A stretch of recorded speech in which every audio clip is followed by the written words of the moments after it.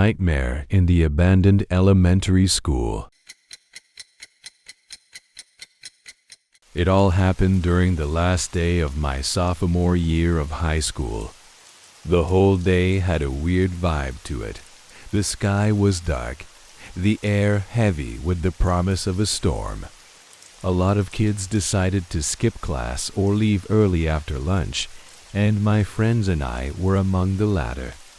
We wanted to do something memorable to mark the end of the school year. And since our original plan to hit the beach got rained out, Eddie, Jack, Mia, and I came up with a backup plan. There was this abandoned elementary school in town, sitting untouched for over a decade. The place was set to be demolished soon, so we figured it was now or never if we wanted to check it out. Eddie, the self-declared daredevil of the group, suggested we break in and explore. At first, it sounded dumb, but the more we talked about it, the more exciting it seemed.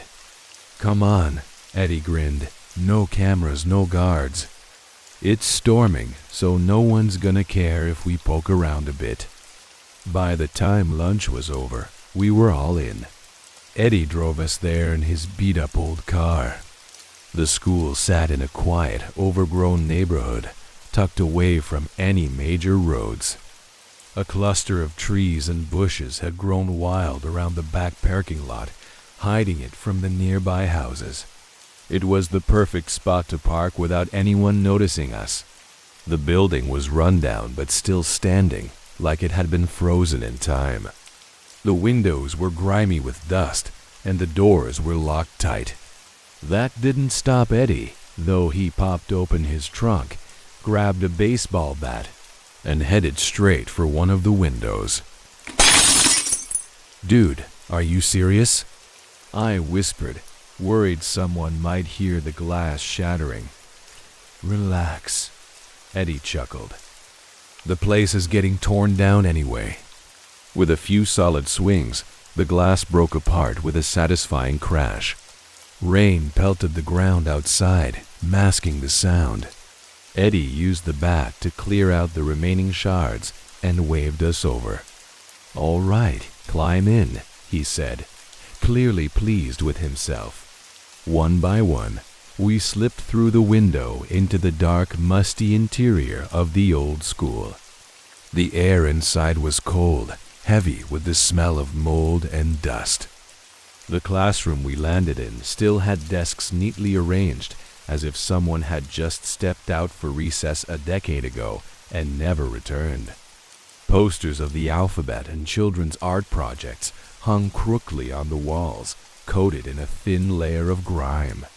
"It's like a time capsule," Mia whispered, her voice echoing faintly in the eerie silence.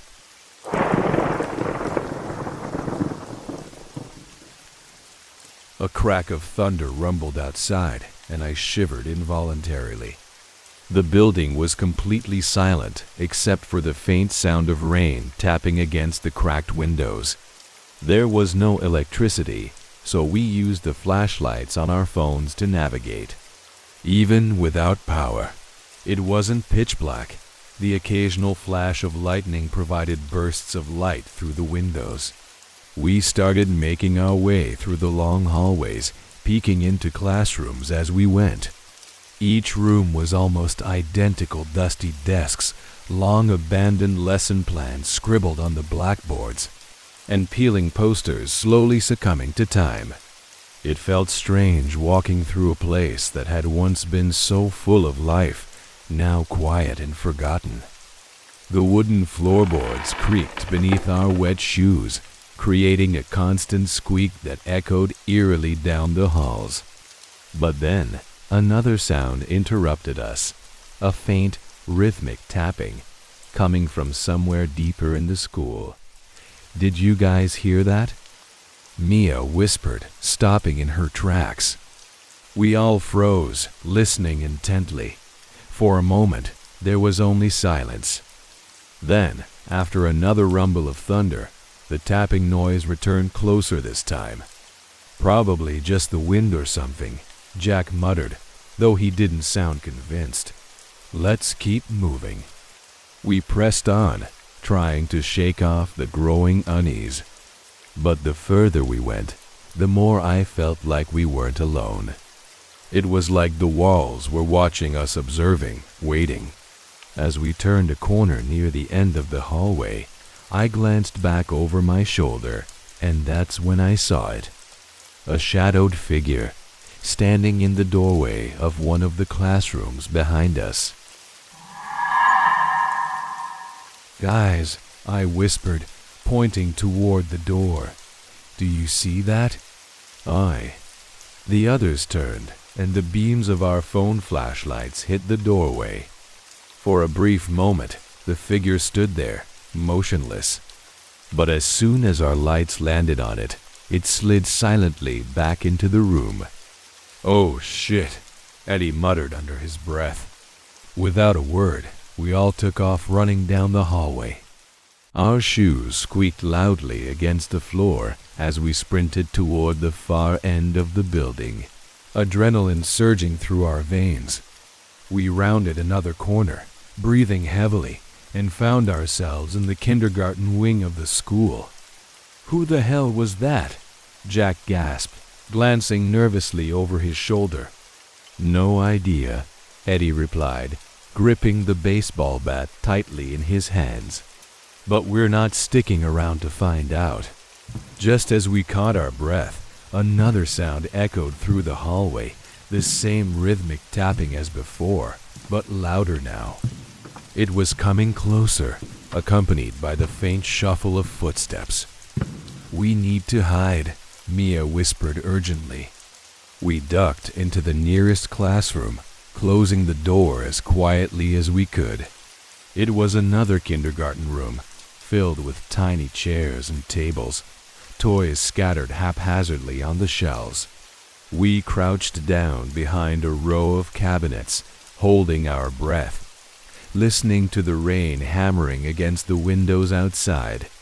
For a moment, there was only silence, and then the door to the classroom creaked open. The four of us huddled together, terrified, as the door swung fully open with an unsettling squeal. In the dim light, we could see no one standing at the door, just the gaping blackness of the hallway beyond. But then something slowly appeared at the edge of the doorframe. It was a head pale, expressionless, with dark, hollow eyes. It leaned into the room, as if trying to see through the darkness and spot us. "Oh my God," Mia whispered, tears welling in her eyes. I swallowed hard and forced myself to speak. "We're leaving, okay? We're sorry. We didn't mean to come in."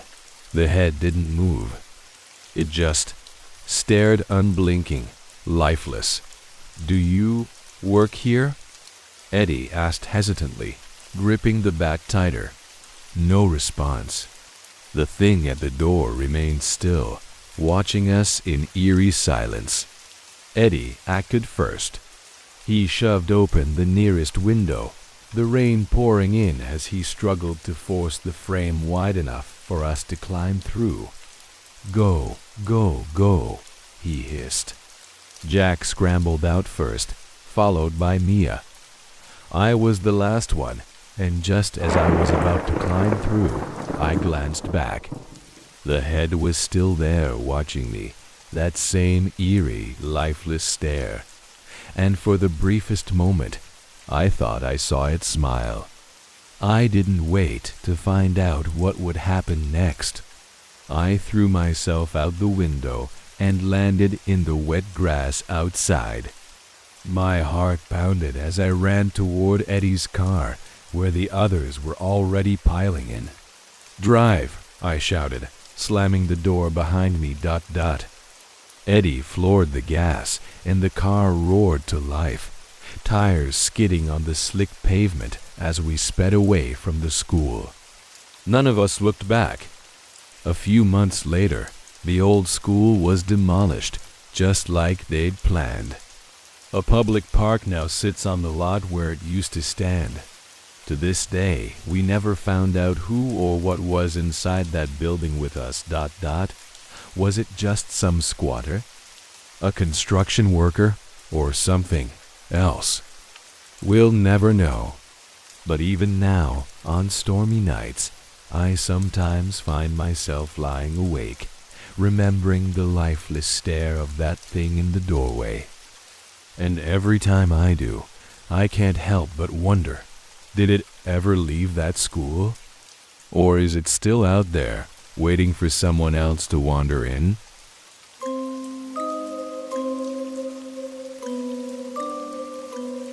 The story of Caleb. This might sound strange, but bear with me. When I was in high school, I met this kid who was different. He claimed he was the devil. Just writing his name now makes me uneasy. For reasons you'll soon understand, I'll call him Caleb. Caleb was socially awkward, to say the least. He roamed the hallways with a blank stare that made everyone around him, including the teachers, feel uneasy. He wore the same dark green hoodie and white t-shirt every single day. I'm pretty sure he never washed them either, because the smell that clung to him kept everyone at a distance. Caleb was short, unremarkable, and always had his hood up. Even indoors, he wore sunglasses, and eventually, the teachers stopped telling him to take them off. They figured it wasn't worth the trouble. Caleb didn't have any friends, but he had this strange habit, adopting people. If he decided he liked someone, he'd walk up to them and say, "You've been adopted." From that moment on, that person was part of Caleb's circle, whatever that meant, and according to him, they would be under his protection. Not many people were adopted, but somehow I was one of them. Maybe Caleb liked me for some reason. While none of us believed his weird devil stuff, everyone just assumed Caleb was dealing with some serious issues. At the time, we were living in Asheville, North Carolina. One of my close friends, Maya, was also adopted by Caleb. His obsession with her was far more obvious, and all our friends noticed it. One afternoon, Maya, Sophie, Ryan, and I were hanging out behind the school, sitting on the benches to kill time. The conversation drifted, and soon enough, we were joking about Caleb's strange crush on Maya. Maya blushed and tried to laugh it off, clearly embarrassed.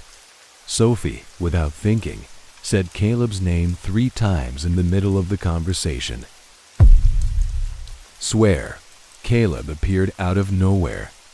One moment, the space was empty, and the next, Caleb was standing on the bench, gripping a baseball bat in his hand. The whole thing was bizarre. None of us said a word. Caleb just stood there, staring at us with that blank expression. I raised a hand in an awkward wave, and after a moment, he gave a slow nod, jumped off the bench, and walked away. Once we were sure he was gone, the 4 of us burst out laughing. The absurdity of it all was too much. But underneath the laughter, I couldn't shake the strange unease settling in my gut. Something about Caleb's sudden appearance felt off. The next strange encounter happened a few days later at Sophie's house. We were sitting on her couch, chatting about random stuff, when Caleb's name came up again. This time we said it 3 times, just like before. A few minutes later, we heard the front door slam shut. Confused, Sophie and I went downstairs to check. There, standing on the porch, was Caleb, completely soaked from the rain, looking just as emotionless as ever. Sophie's mom opened the door and, with a polite but concerned tone, asked, "What are you doing here, Caleb?"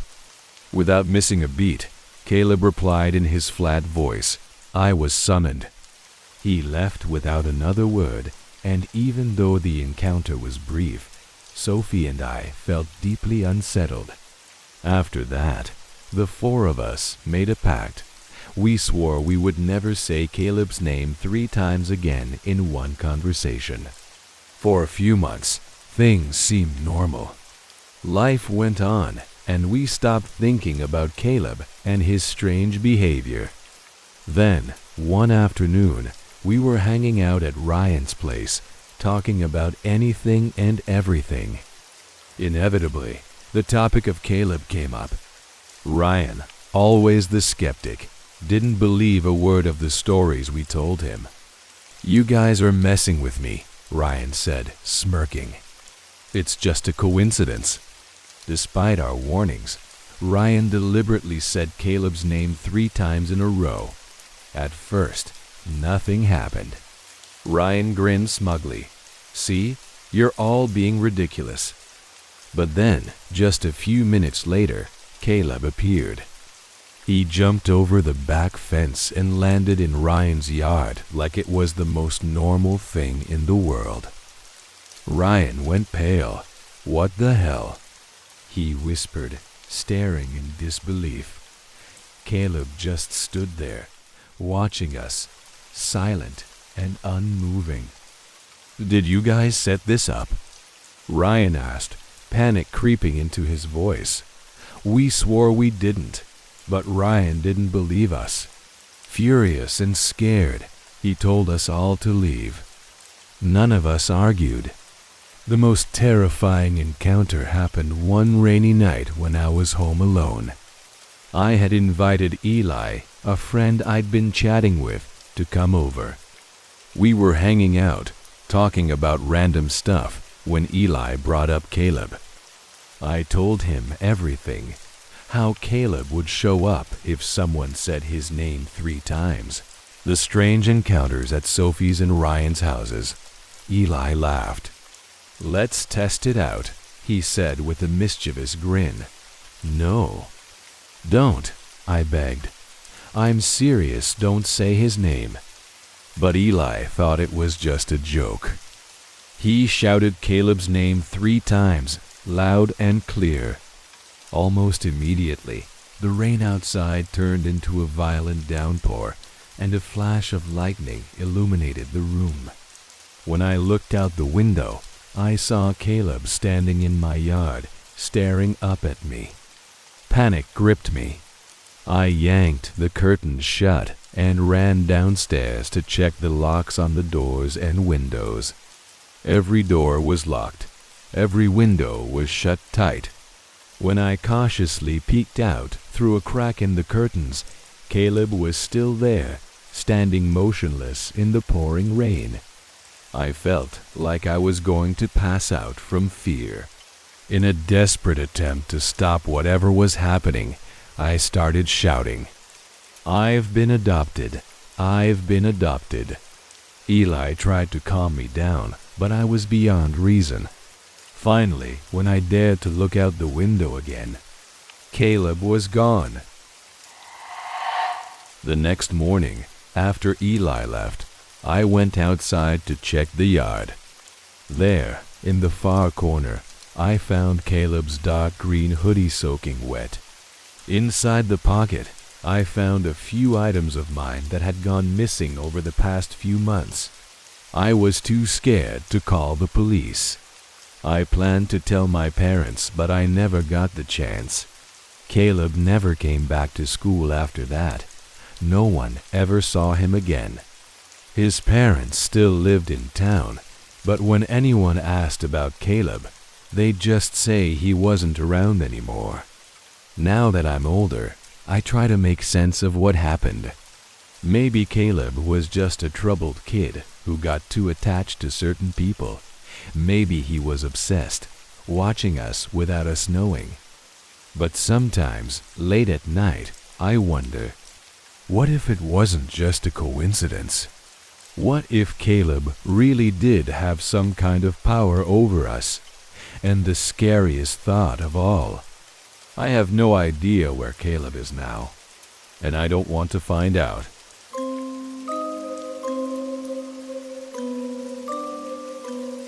Ghost friend on picnic. When I was in 10th grade, my school organized a 2-day camping trip in a forest in Colorado. It was our first overnight outdoor trip, and honestly, I wasn't thrilled about it. Sleeping in a tent, stuffed inside a sleeping bag, and lying under the stars? Not exactly my idea of fun. But since almost everyone in my class signed up, I didn't want to be the odd one out. Each tent was assigned 2 people.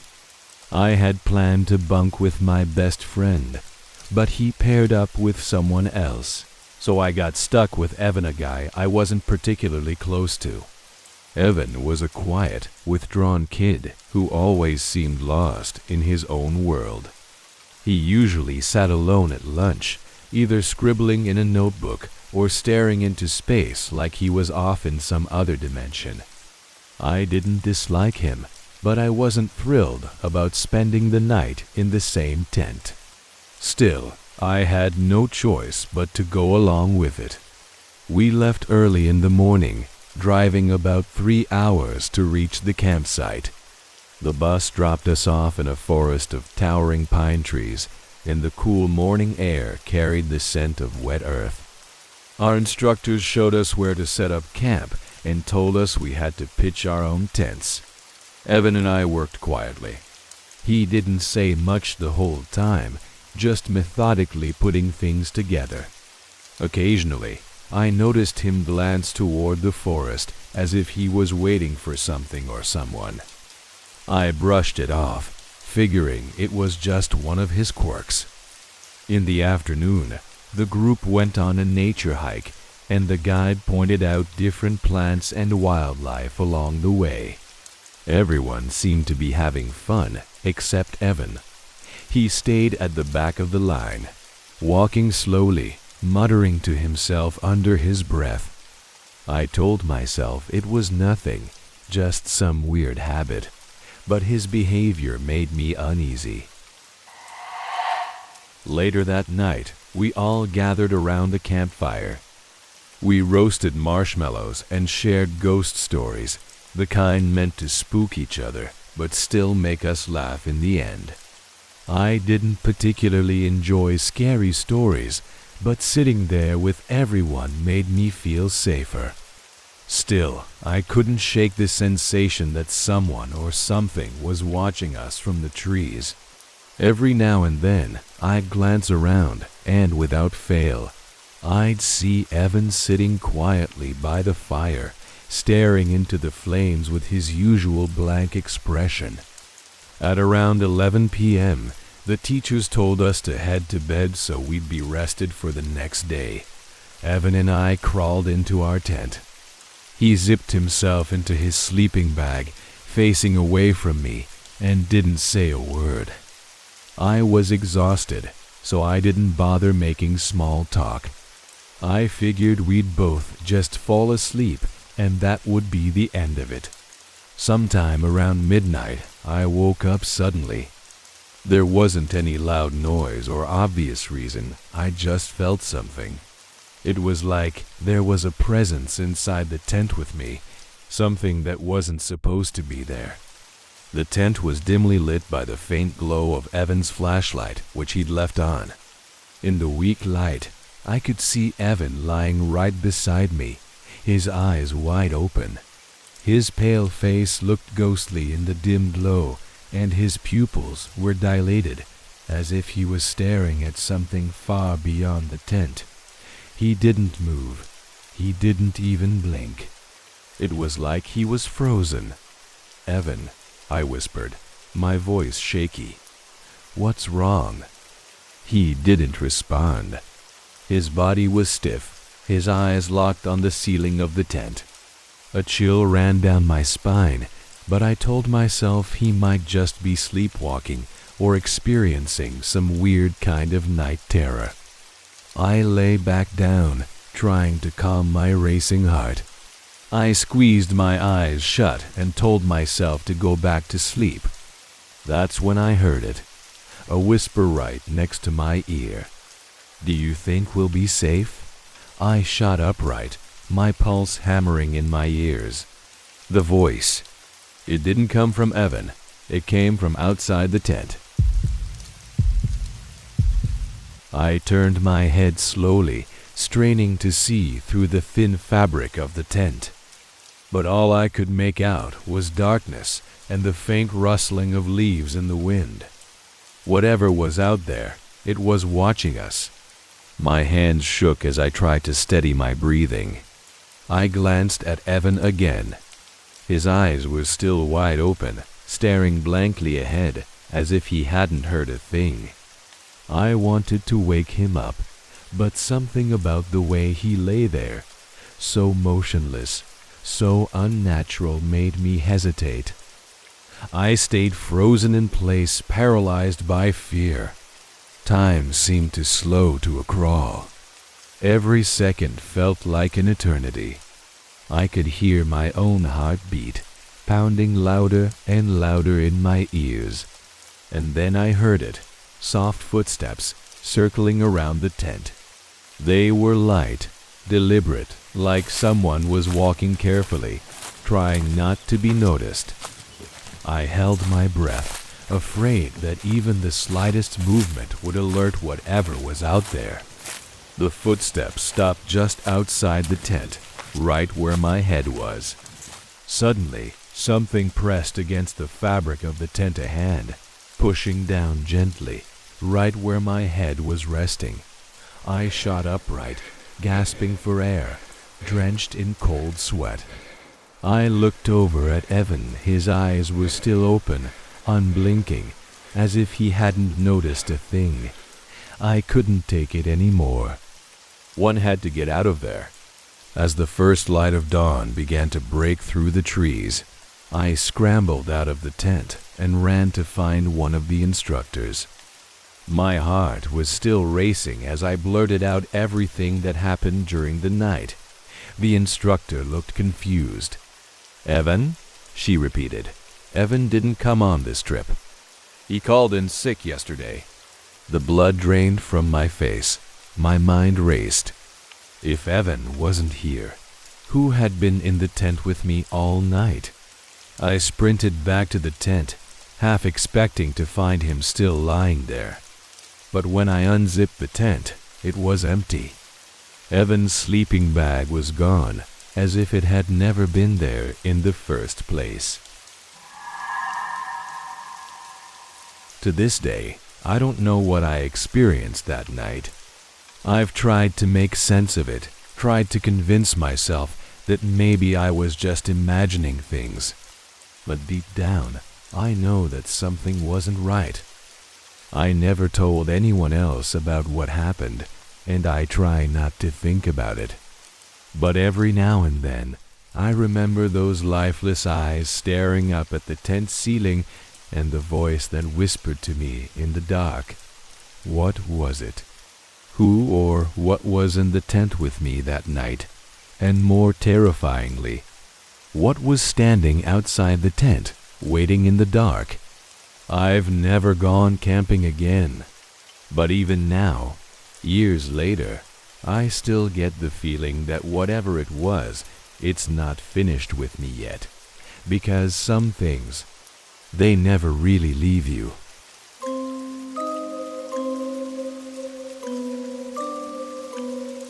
Texas highway ride. I've been a truck driver for nearly 15 years, and I've seen my fair share of strange things on the road. But nothing haunts me quite like what happened one night in 2019 on a remote stretch of highway somewhere in Texas. That night, I was hauling farming equipment from Houston to El Paso. The road ahead was pitch black, the headlights of my truck barely illuminating more than a few yards. There wasn't another vehicle in sight, just an endless stretch of asphalt cutting through the dark wilderness. Something about the emptiness made me uneasy, but I had to keep going. Delays weren't an option in this line of work. There was about an hour left before dawn, and I figured I could push through until then. That's when I saw it, a car sitting sideways across the road up ahead. I slammed on the brakes, the truck screeching to a halt just a few feet away from it. It was a silver Honda Civic, its hazard lights blinking in the dark, with the passenger door wide open. I sat there for a moment, frozen behind the wheel, my heart thudding in my chest. The car looked abandoned, like someone had left it there in a hurry. No signs of movement.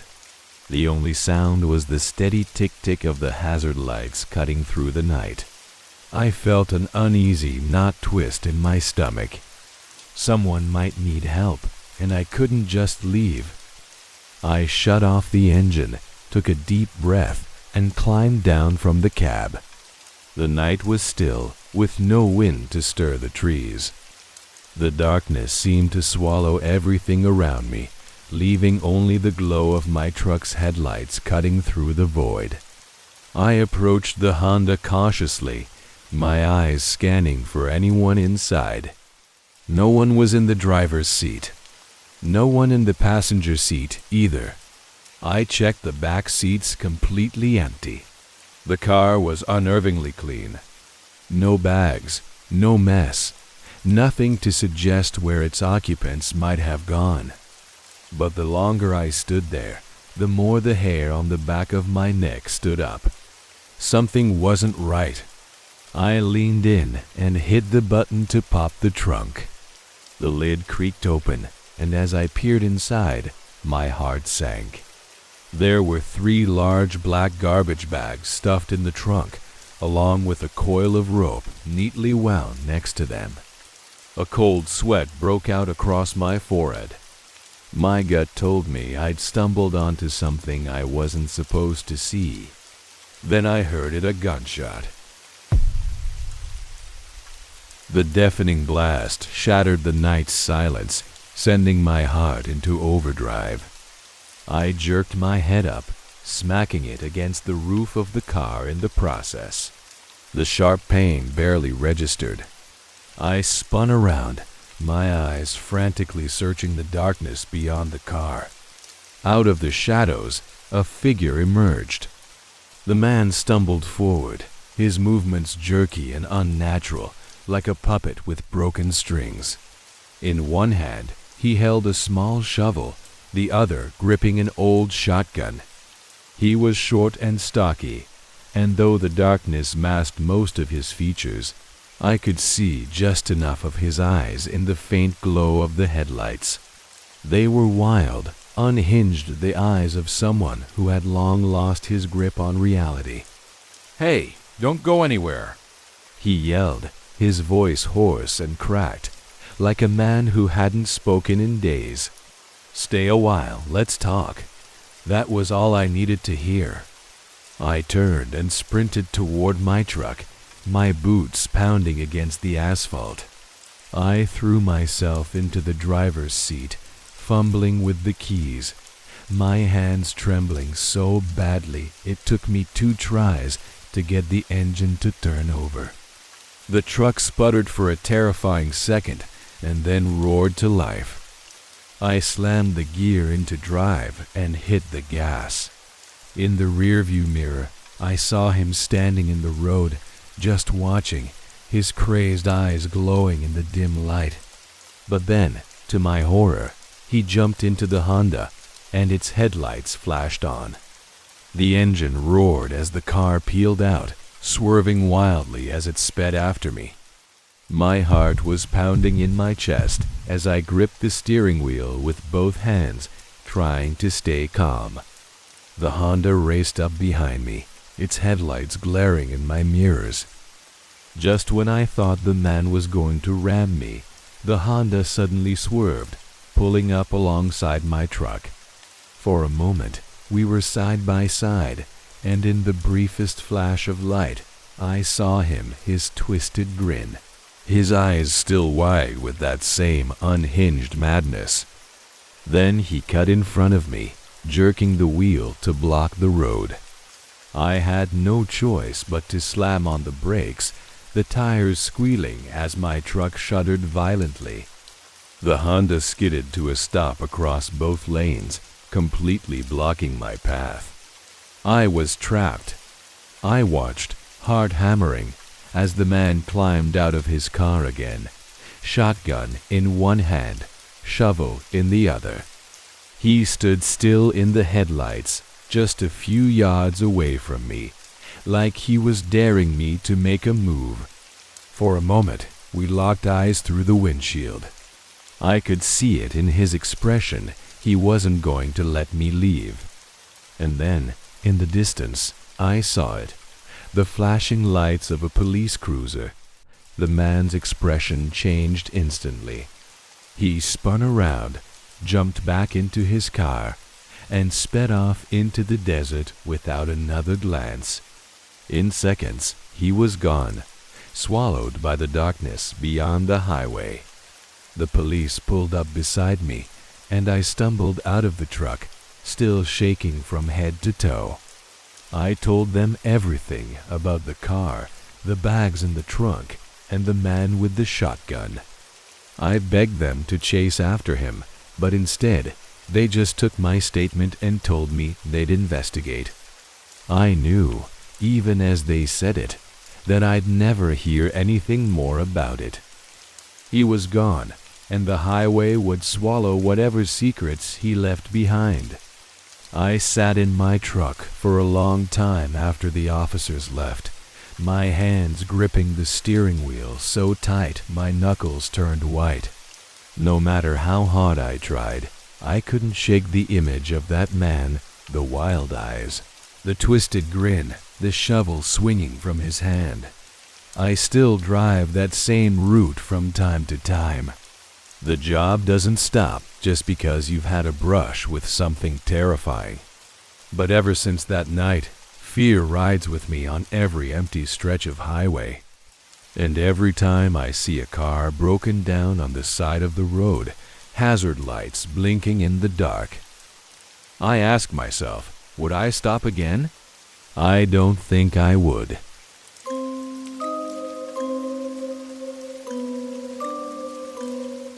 Haunted Road. I've been a truck driver for years, and I've encountered some strange things on the road, odd weather, bizarre roadside attractions, and even the occasional animal crossing out of nowhere. But nothing comes close to what happened one winter night on a highway in Arizona. That night has stayed with me ever since, etched into my mind like a scar I can't forget. It was cold, the kind of dry winter cold that creeps into your bones, even inside the truck cab. Light snow drifted onto the asphalt, making the highway slick and reflective under my headlights. I was on a long haul from Flagstaff to Tucson, driving through one of those stretches of road where the world feels completely empty. No cars, no towns. Just the hum of the engine and the faint crunch of tires on snow. The darkness weighed heavy that night, the kind that makes you feel like you're cut off from the rest of the world. I was trying to focus, sipping on the last dregs of cold coffee from a gas station hours ago, but the road was long and unforgiving. There's something eerie about driving through miles of nothing, like you aren't as alone as you think. It was close to 2 when I saw her. She stood just off the shoulder of the road, motionless. My headlights hit her, and for a second, she almost didn't seem real. She wore a long black coat, the hem brushing against her boots, and her dark hair spilled down her face, hiding half of it. Even from a distance, I could see her pale skin glowing faintly under the snow-dimmed light. She raised her hand and waved slowly. The sight of her sent a chill down my spine. Something felt wrong. My first thought was to keep going. People do all kinds of strange things, and you learn quickly as a trucker. then it's safer to mind your own business. But the way she looked at me, it wasn't desperation. It wasn't fear. It was something else, something that made my hands tighten around the wheel. I kept driving, trying to shake the unease creeping up my back, but then the thought hit me. What if she was stranded? What if she really needed help? It would eat at me if I drove on and later found out something bad happened to her. Against my better judgment, I eased off the gas. As I got closer, her face came into focus. She wore a small, unsettling smile, one that didn't seem quite right, too calm for someone standing alone on a snowy highway in the dead of night. That was when I felt it, an overwhelming sense of dread. I don't know what came over me, but I hit the gas again and sped past her. In the side mirror, I saw her standing perfectly still, arms still raised in that slow wave, as if she'd been expecting me all along. Tried to focus on the road, but I couldn't stop myself from checking the rearview mirror again and again. My heart pounded as I scanned the darkness behind me, expecting to see her standing there, somehow having followed me. And then I did. She was in the middle of the road, far behind me, her coat flapping lightly in the wind, that same eerie smile frozen on her face. It made no sense. There was no way she could have gotten there so quickly. But she was there waiting, watching. I blinked, and she was gone. My skin prickled with cold sweat, and I gripped the steering wheel so tight my hands started to ache. I had to be imagining things. I had to. The road stretched on, and I desperately needed something to distract me. I reached for the radio, hoping the static would at least drown out my racing thoughts. But instead, a voice crackled through the static, faint but unmistakable. "She's coming." I froze. I turned the volume up, but the voice faded back into static, leaving me with nothing but the sound of white noise. I tried to switch to another station, but all I got was more static. And then, just as I was about to turn the radio off, the voice came back clearer this time. "She's getting closer." A cold shiver ran down my spine, and I snapped the radio off. But the words echoed in my mind, settling deep into my bones. "She's coming." I don't know how long I kept driving after that. I was running on pure adrenaline, my heart racing with every mile. Snow fell thicker now, swirling under my headlights. And that's when I saw her again. She stood by the side of the road, just like before, her coat dragging against the snow. As I passed her, she turned her head slowly, her eyes following my truck as it sped by. I didn't dare look back in the mirror this time. I kept my eyes locked on the road, heart hammering in my chest. But then, out of the corner of my eye, I saw something, her reflection in the side window.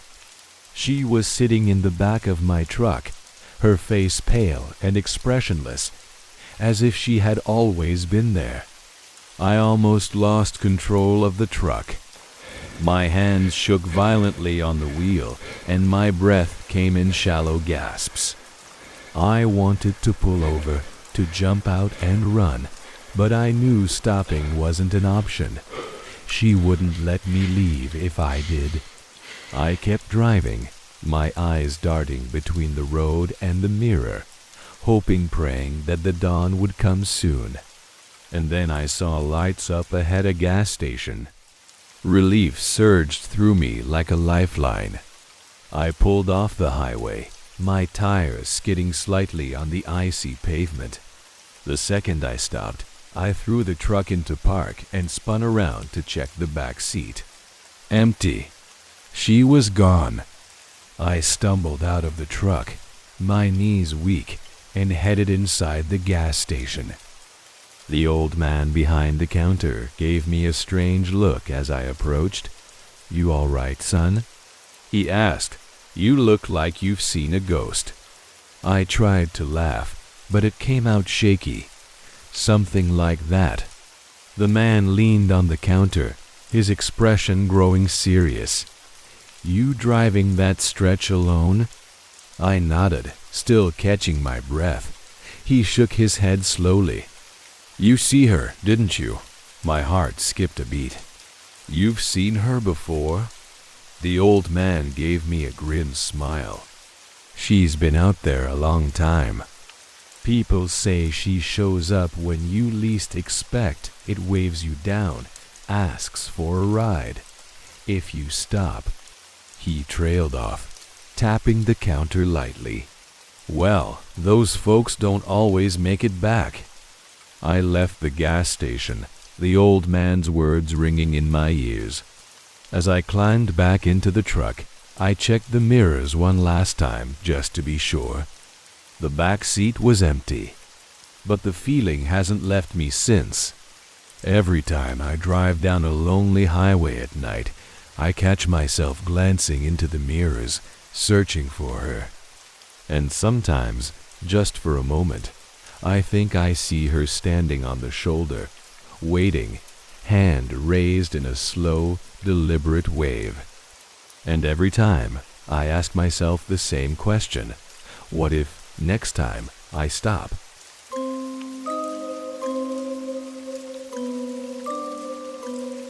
Ghost in the Stormy Night. I've been driving trucks for years and have grown used to the loneliness of long stretches of highway. But nothing prepared me for what happened one stormy night at an old truck stop deep in the Louisiana bayou. There's always been something unsettling about the swamp-humid air that clings to your skin, thick fog that swallows everything, and the constant drone of insects. I'd heard the stories, strange things lurking deep in the marshes, but I never thought I'd experienced something so terrifying myself. I was hauling a load from Texas to New Orleans. By nightfall, rain was pouring down hard, turning the winding road slick and treacherous. The wind howled through the trees, and lightning slashed across the sky, illuminating the murky water and tangled roots of the swamp for brief, eerie moments. When the storm worsened, I decided to pull off at a small, run-down truck stop hidden off the highway. It was the kind of place that looked abandoned, with overgrown vegetation creeping around the parking lot. A few trucks were parked, dark and silent, like sleeping beasts. I turned off the engine, checked the lock, and climbed into the sleeping cabin to rest. The rain continued to fall steadily on the roof of the truck, and the wind whistled through the cracks. Although creepy, the sound of the rain was soothing, and before I knew it, I was asleep. Sometime in the middle of the night, a soft knock woke me. It was faint 3 slow, deliberate taps coming from the driver's side window. At first, I thought it was just the rain playing tricks on my ears, but there it was again, distinct and measured. I sat up, heart thudding in my chest, and pulled the curtain aside to look out the window. Nothing, just darkness and rain. I shook my head, thinking maybe I'd imagined it. But just as I lay back down, the knock came again, this time from the passenger side window. I froze, a cold sweat breaking out across my skin. Someone or something was outside, circling my truck. Grabbing my flashlight, I slid the curtain back just enough to peek through the window. A flash of lightning lit up the night, and for a split second I saw it. A hand, smeared with wet mud, pressed against the glass. I gasped, dropping the curtain. When I pulled it back again a moment later, the handprint was gone, leaving behind only streaks of muddy water trailing down the window. I sat perfectly still, every hair on my body standing on end. I held my breath, listening carefully. Footsteps. They were light but deliberate, circling the truck slowly, the wet sound of boots sloshing in the mud. Whoever or whatever it was moving methodically around my truck, taking its time. Then came another knock, louder this time on the rear of the sleeper cab. I gripped my flashlight tighter, heart pounding in my chest. My instincts screamed at me to stay inside the truck, but curiosity pulled me toward the small rear window. I peered through it and saw someone standing in the rain. They were tall and thin, soaked to the bone, with water streaming off their coat.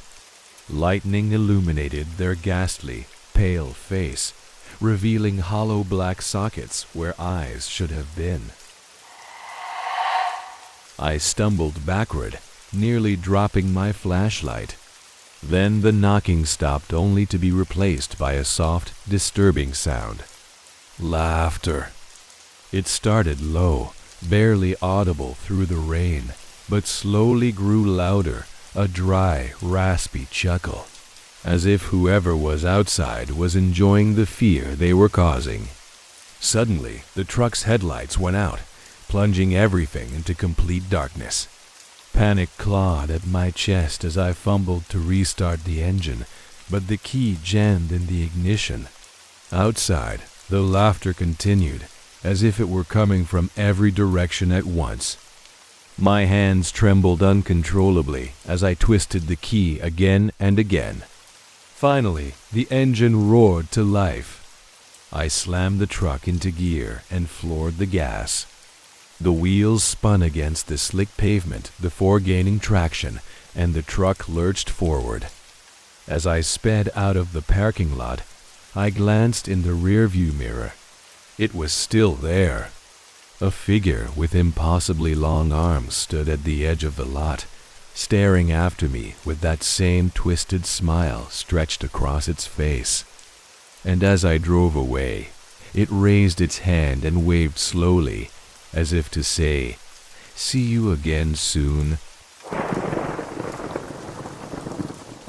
It wasn't until I reached another truck stop miles down the road that I dared to pull over again.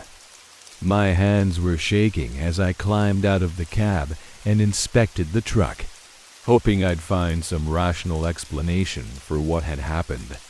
But when I circled around to the back of the cab, I found them handprints smeared across the windows and sides of the truck. They were small, human-like, but strangely elongated, as if they had belonged to something not quite human. I didn't sleep for the rest of the night. Instead, I sat in the truck's cab, wide awake, waiting for the first light of dawn to break through the rain clouds. When the sun finally rose, the terror of the night didn't leave me. Something had followed me, and even though it was gone, I knew it wasn't over. I never returned to that truck stop, and now, whenever I pass through Louisiana on a rainy night, I make sure to keep driving, no matter how tired I am. But sometimes when I stop at other remote truck stops, I still hear knocking gentle, patient knocks on the side of my truck. And each time I wonder, what will happen if I open the door?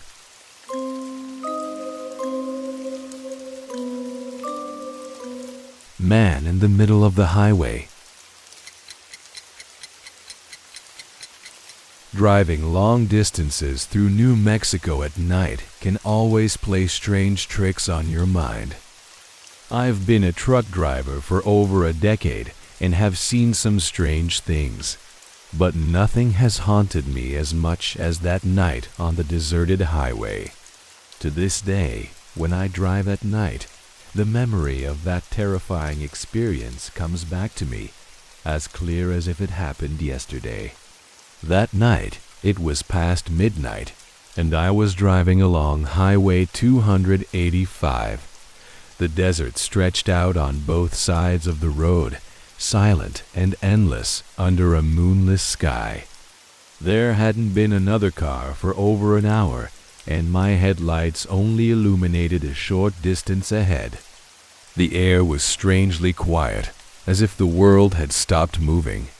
I tried to push away the feeling of unease, telling myself that this was just another night on the road. But deep down, I felt that something was very wrong. And then I saw him. Ahead, a figure stood in the middle of the road, motionless. My heart sank, and I slammed on the brakes. The truck screeched, its wheels skidding across the pavement. My car stopped just a few feet away from the figure. In the dim light from the headlights, I could see his strange shape. He was a middle-aged man, thin and dressed in tattered clothes. His face was gaunt, and his eyes, something was wrong. They were wide open, empty, as if there was no life left inside them. He stood motionless, his head tilted slightly to one side, his arms hanging down.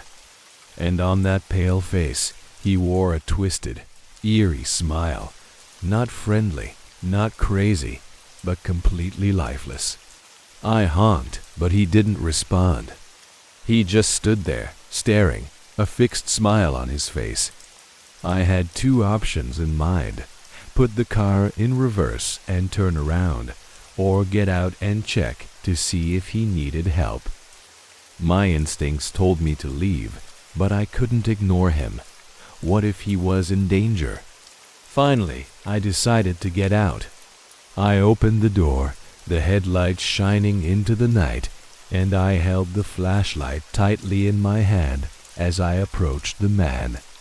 I stepped closer, but he didn't move. His dark, soulless eyes stared at me, and the crooked smile remained on his face. "Are you okay? Need any help?" I managed to ask, my voice lost in the breeze. He didn't answer, didn't move. The silence tightened around me like an invisible rope. My chest tightened as I decided to step back toward the car. I turned, and that's when I heard footsteps quick and disjointed running toward me. I spun around at the sound of footsteps. He was running toward me, his legs clumsy but faster than anyone I had ever seen. His long arms swung like a puppet on strings. My heart was pounding. I ran toward the truck, opening the door with shaking hands. As I climbed into the cab, a dirty hand slammed against the driver's side window. He pressed his face against the window, his eyes empty and his smile even more distorted. He slammed his hand on the glass, the dry sound echoing in the quiet night, making me panic. I turned the key and the engine started. I stomped on the gas and the truck shot forward. In the rearview mirror, I saw him running after me, his long legs wobbly but frighteningly fast. I pressed the gas all the way down, and finally he started to fall behind, disappearing into the darkness. But just before I lost sight of him, I saw him standing still in the middle of the road, smiling and raising his hand in a slow wave. I didn't stop until dawn and found a small gas station in the next town. My whole body was shaking as I got out of the car, my mind still reeling from what had just happened. Entering the store, I told the gas station attendant my story, hoping for some answers. He looked at me strangely.